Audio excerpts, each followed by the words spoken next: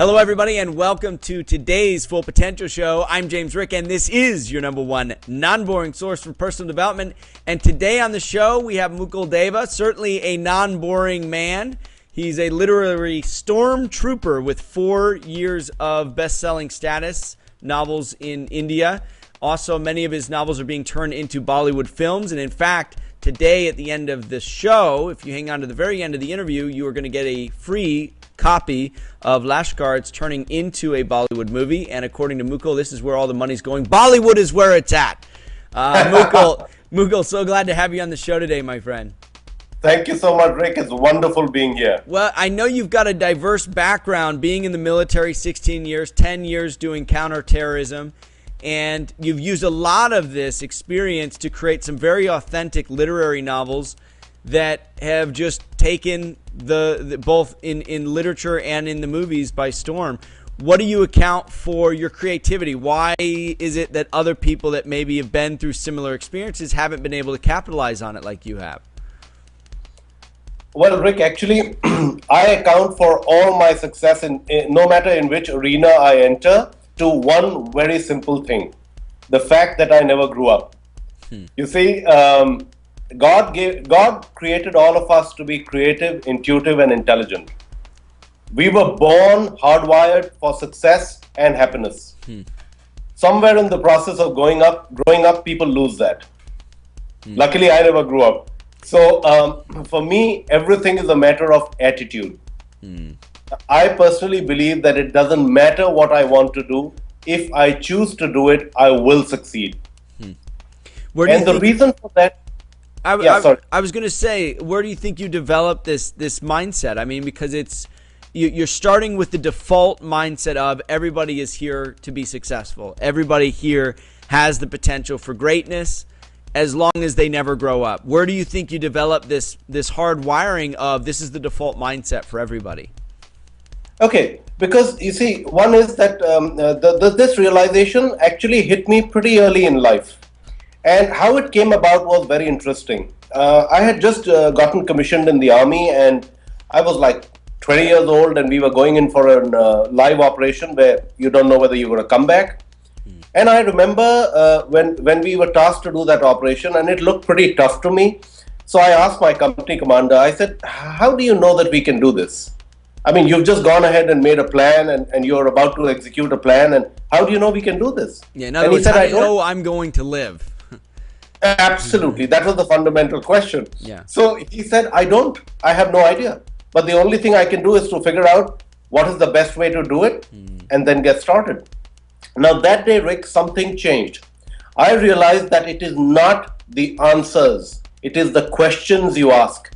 And that day onwards, I started asking myself, whenever I'm confronted with anything in life, instead of asking myself, can I do it? I ask myself, how can I do it? That immediately changes the game for me. And so you're not set on the security of it's inevitable. You're set more on I'm going to try it. I'm going to do it. I don't know if it's going to work out or not, but I'm going to find the best way to do it so that there's a high probability I'll survive. Absolutely. You see, when I was heading up a team of snipers, we were damn good. Anybody who came in within 2 clicks of us, he died. There was a less than 2% chance of succeeding. But did it mean that every time we fired, we took the man down? No.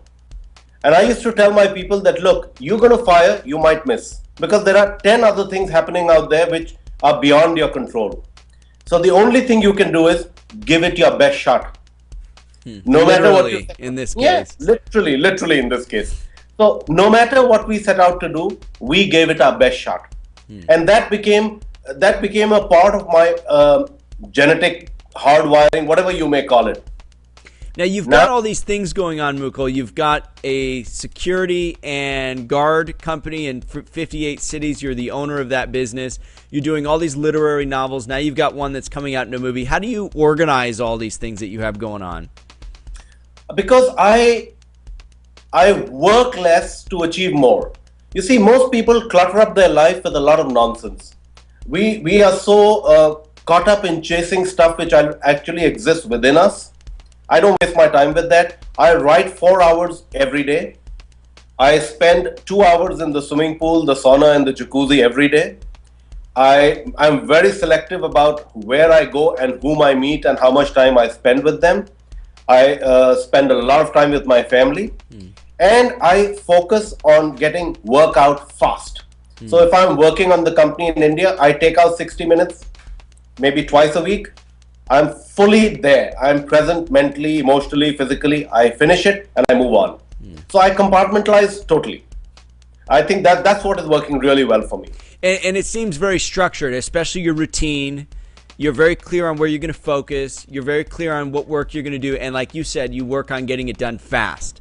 And I can't even remember, there's a law right now that says that the more time that you have to get a task done, the more complex that task will grow, equal to the amount of time that you have to do it. So what you're saying is by giving yourself less time, you reduce the complexity, you make life simpler, and you still get the job done in a fast amount of time. You see, Rick, I dropped out of school after the 10th grade. So I'm mentally, I got stuck there. I always believe that the smoothest way to do a thing is to go straight for it. Let's not complicate life any more than it already is. I pick up a task, I ask myself, how can I do it? Look at 3 alternatives, pick the one which I think is going to be the most efficient and do it. If it fails, I come back and ask myself, what do I need to do differently? And then go back and do it again. Mukul, you make it sound so easy. Why do we need to complicate things? What is it that you do that's so different so that you're able to get all these things accomplished versus somebody who has the passion, has the desire, wants to do all these things? Do they just overcomplicate things for themselves? Absolutely. You've just hit it right on the button. Most people tend to believe that if it's simple, it cannot be brilliant. But the fact is that the road to success is paved by the stones of simplicity.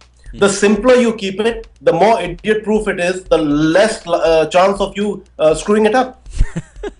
Absolutely. I love it. I mean, I think it's very simple. I mean, even the lesson is very simple. What you're saying is we overcomplicate things because we want to think that the path is more challenging and therefore maybe we're smarter, and it can't be easy. I think we operate under the general assumption that success or the achievement of the things that are important to us can't be easy, because if it was, everybody would be doing it. But what you're saying is that the reason why it doesn't get done is because we overcomplicate it. Absolutely, Rick. I mean, the next time you're in this part of town and I'm running my favorite keynote, that is making success a habit, I will certainly invite you to come and sit in for it. It is so simple. Everything is a matter of just breaking it down till it becomes idiot-proof. And is it a habit? I like this concept of making a success a habit. So you have a series of things or rituals that you do every day. I'd like to hear, I know you kind of touched on it briefly, writing 4 hours a day is a big, big ritual that you've committed to all the time.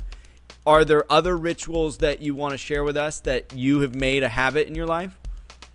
Well, my 2 favorite rituals are writing 4 hours a day, and the second one is I spend half an hour in the jacuzzi, half an hour in the sauna, 1 hour in the swimming pool. Don't you come out looking like a prune? How do you do that? Every day? Every day. This is the time when I use to let all the garbage out of my head, let all the stress go away, and allow creativity to flow in. So that's the point. It could come in any form for people, but it's got to be a routine that allows you to unwind.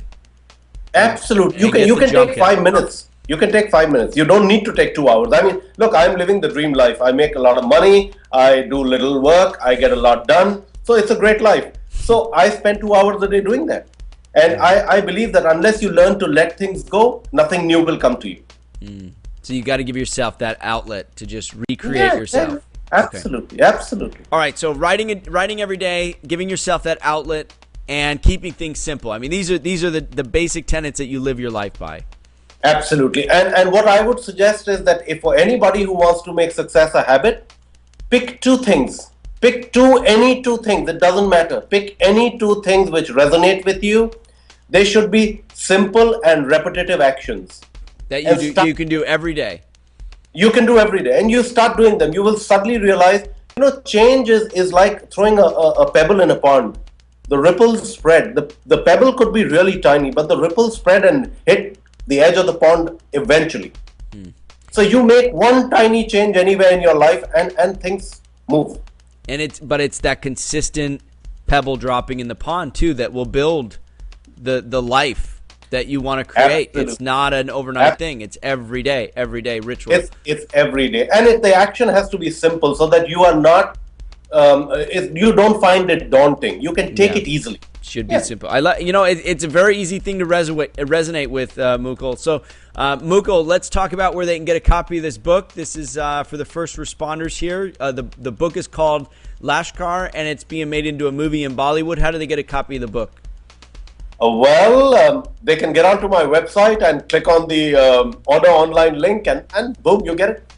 Okay, so it's just right on the website. That's mukuldeva.com, mukuldeva.com, and you got a keynote, Making Success a Habit. Now, you're in Singapore, right, Mukul? That's right. Okay, so when I come out there, I'll be able to sit in and learn from you on Making Success a Habit, right? You will learn nothing new, Rick. You already know it. I'll simply just loop 2 wires back to your childhood. I could always use that little bit more distinction. I think I need more simplicity in my life, my friend. I'm learning from you. But we have 2 options. You can call me or you can come over. All right, buddy. Sounds good. All right, that's mukuldeva.com. Mukul, thank you so much for being on today's show, buddy. Good luck with your movie that's coming out. Thank you so much, Rick. It's been wonderful talking to you. I love it, man. Thank you so much. Take care. Thank you.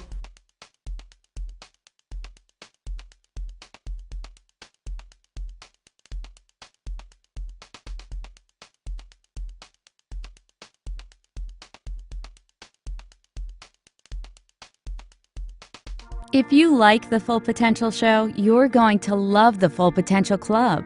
What would you like most as a Full Potential Club member? Be 2 to 3 times more productive? Do what you're passionate about? Have more energy? Reduce your work hours? Travel the world? Enjoy an amazing lifestyle on a frugal budget? What if you could do them all? James Rick has been there and done it in ways that few people have. For anyone serious about taking their life or business to the next level, you know you've got to do more than just watch. You've got to do. Join James Rick and other like-minded people for an incredible $10 a month at fullpotential.com/club. Be educated. Be empowered. Be the best version of you.